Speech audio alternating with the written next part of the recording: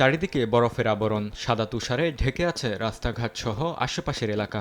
আবহাওয়া দফতর বলছে অঞ্চলটির তাপমাত্রা -41°C ঘরে।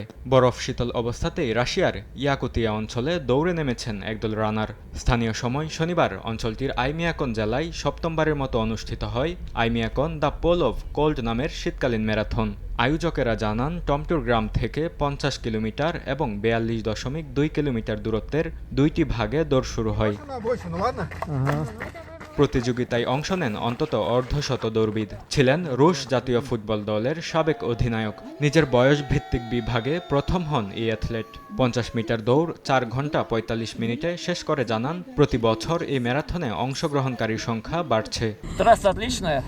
পথটা খুবই দারুণ। আমার মনে হয় ওইমিয়াকনকে ঘিরে আগ্রহ প্রতি বছরই বাড়ছে। গেল বছর অংশগ্রহণকারী কম ছিল, কিন্তু আগামী বছর নিশ্চয়ই আরো বেশি হবে। পুরো পথে স্থানীয় বাসিন্দাদের সমর্থন পাওয়া যায়, আর চারপাশের দৃশ্যগুলো সত্যি অসাধারণ।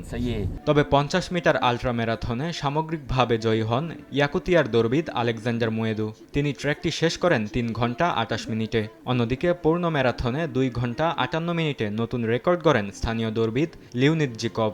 দৌড় শেষে প্রতিযোগীরা জানান, বরফে ঢাকা পথ দৌড়ানো ছিল কঠিন, তবে স্থানীয়দের সমর্থন তাদের শক্তি জুগিয়েছে। আয়োজকরা জানান, রাশিয়ার 44টি অঞ্চল ছাড়াও জাপান ও বেলারুশ থেকে ম্যারাথনে নাম লেখান প্রতিযোগীরা। বরকতুল্লাহ, সময় সংবাদ।